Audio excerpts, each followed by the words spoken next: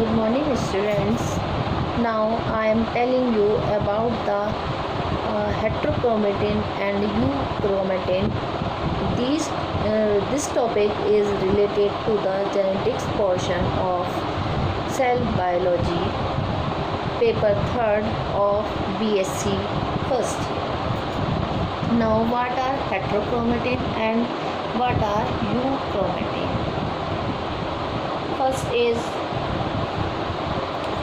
Firstly, I am giving you general introduction about that.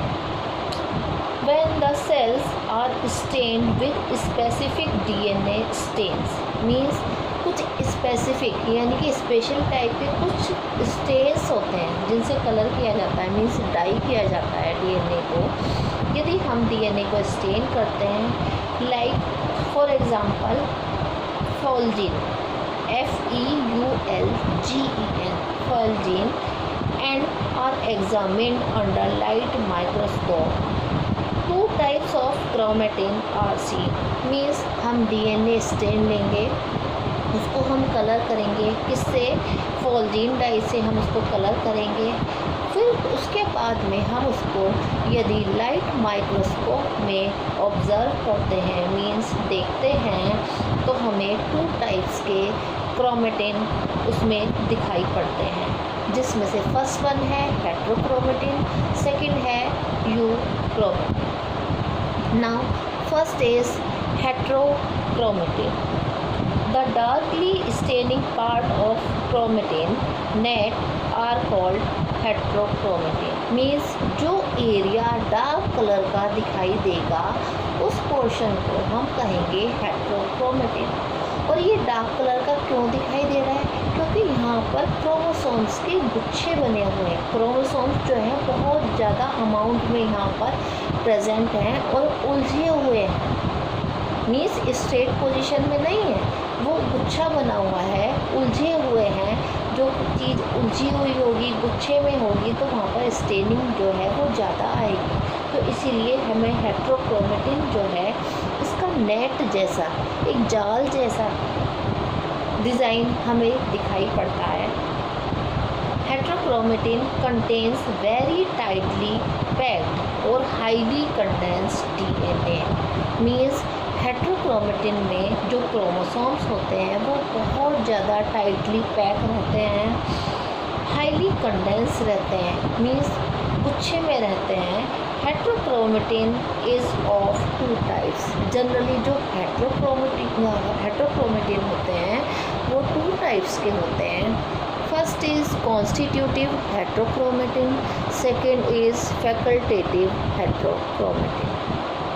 Now one is constitutive heterochromatin. Certain chromosomal parts are condensed into heterochromatin in all cells. Means कुछ chromosomal part जो होते हैं वो हर cell में, means जितनी भी body में cells present होंगी उन सभी में वो कंडेंस फॉर्म में रहते हैं, मीन्स गुच्छे की फॉर्म में रहते हैं, उलझे हुए रहते हैं. These are called constitutive heterochromatin. इनको हम क्या कहेंगे? Constitutive heterochromatin. Means in all cells. The DNA of this heterochromatin remains permanently inactive. Means जो DNA होगा इस कॉन्स्टिट्यूटिव हेटेरोक्रोमेटिन का वो परमानेंटली इनएक्टिव होगा. इनएक्टिव क्यों होगा? क्योंकि वो बहुत ज़्यादा गुच्छे में हैं, उलझे हुए हैं. जब कोई चीज़ उलझी हुई होगी तो वो काम कैसे कर पाएगी? सपोज़ कोई रस्सी है या रोप है, यदि आप उसको उलझा देंगे, वो खुल ही नहीं रही है, तो वो उसको बांधेंगे कैसे? ठीक है. सेम इसी तरह से जब डीएनए उलझी हुई कंडीशन में रहेंगे, एक गुच्छे में प्रेजेंट होंगे और वो स्टेट कंडीशन में नहीं आ पाएंगे, तो वहाँ पर कोई वर्क नहीं होगा. तो इस तरह के डीएनए को हम कह सकते हैं कि वो परमानेंटली इनएक्टिव हो जाएगा, मीन्स कोई काम नहीं करेगा.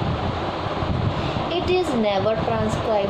मीन्स जब वो इनएक्टिव है, कोई काम ही नहीं कर रहा है, तो वो वहाँ पर ट्रांसक्रिप्शन भी नहीं होगा, मीन्स ट्रांसक्राइब नहीं होगा, मीन्स मैसेंजर डीएनए जो है वो मैसेंजर आरएनए में कन्वर्ट नहीं होगा। During interphase constitutive heterochromatin areas collect together to form chromocentres, means जो इंटरफेस स्टेज होती है सेल साइकिल की, वहाँ पर कॉन्स्टिट्यूटिव हेट्रोक्रोमेटिन जो है वो एक साथ एक एरिया में कलेक्ट हो जाता है, इकट्ठा हो जाता है और क्या बनाता है, क्रोमोसेंटर्स बनाता है। मीन्स याद रखना कौन सी स्टेज है सेल साइकिल की, इंटरफेस स्टेज, और इसमें ये क्या बनाएगा, क्रोमोसेंटर बनाएगा। Most constitutive heterochromatin contain serially repeated DNA sequence, means जो डीएनए सीक्वेंस है वो सीरियली मीन्स एक सीक्वेंस में बार बार रिपीट हो रहा है। किसकी तरह, सैटेलाइट डीएनए की तरह। लास्ट वीडियो में जैसा कि मैंने बताया था सैटेलाइट डीएनए की तरह सैटेलाइट डीएनए में भी जो सीक्वेंस है, बेस सीक्वेंस है, वो बार बार रिपीट होता है और सीरियली रिपीट होता है, मीन्स सीरियल अरेंजमेंट होता है उसका। सेम उसी कंडीशन में कॉन्स्टिट्यूटिव हेट्रोक्रोमेटिन में भी जो डीएनए है वो सीरियली रिपीट होता है बार बार। अब सेकेंड है facultative heterochromatin. Certain parts of the chromosomes condense into heterochromatin, means इसमें क्रोमोसोम का कुछ पार्ट जो है वो कंडेंस हो जाता है, मीन्स वो छोटे छोटे गुच्छे बनाता है लेकिन वो पूरी तरह से कंडेंस नहीं होता, मीन्स स्ट्रेट पोजीशन में भी वो प्रेजेंट होता है और ये सम सेल्स में प्रेजेंट होता है, ये सभी सेल्स में प्रेजेंट नहीं होता, not in all cells. Some chromosomal regions are called the facultative heterochromatin, means जहाँ पर ये दूर दूर कहीं भी ये छोटे छोटे गुच्छे के रूप में होगा, कंडेंस फॉर्म में होगा, तो वो जो पार्ट है उसको हम कह सकते हैं facultative heterochromatin। The total amount of facultative heterochromatin varies in different cell types, means cell की टाइप डिफरेंट होगी तो वहाँ पर हेट्रोक्रोमेटिन मीन्स फैकल्टेटिव हेट्रोक्रोमेटिन की जो अमाउंट है वो भी डिफरेंट होगी। Embryonic cells contain little, means embryo की जो सेल्स होती हैं वहाँ पर हेट्रोक्रोमेटिन फैकल्टेटिव हेट्रोक्रोमेटिन कम अमाउंट में प्रेजेंट होता है, कम प्रेजेंट होता है, while highly specialised cells contain much more, और जो स्पेशल सेल्स होती हैं दूसरी टाइप की वहाँ पर फैकल्टेटिव हेट्रोक्रोमेटिन की अमाउंट बहुत ज़्यादा। नाउ नेक्स्ट टाइप है यूक्रोमेटिन। एग्ज़ाम में डिफरेंस भी आता है इन दोनों में, बहुत इम्पोर्टेंट टॉपिक है और आपको पता भी होना चाहिए, बिल्कुल बेसिक है जेनेटिक्स का। Euchromatin means eu means true, means ये ट्रू क्रोमोसोम है, ट्रू क्रोमेटिन है। Lightly stained area of chromatin net are called euchromatin, means जब स्टेन करने पर लाइट कलर का एक नेट जैसा स्ट्रक्चर हमको दिखाई पड़ता है तब हम उसको कह सकते हैं कि ये यूक्रोमेटिन है।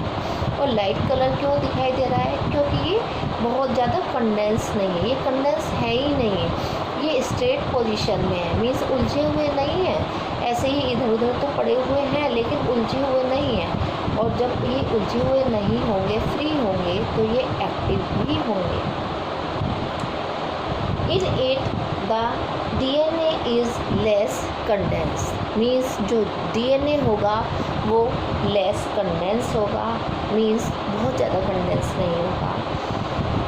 The euchromatin contains genetically active region of the chromosome, means euchromatin he DNA का वो पार्ट बनाते हैं जो बहुत एक्टिव होता है। यूक्रोमेटिन का डीएनए ही ट्रांसक्रिप्शन कराता है, जो कि डीएनए से मैसेंजर आरएनए में कन्वर्ट होता है। तो ये था difference between heterochromatin and euchromatin. So students, आज के लिए इतना ही। बहुत इम्पोर्टेंट टॉपिक है। आई होप आपको समझ में आ गया होगा। Okay, bye bye students.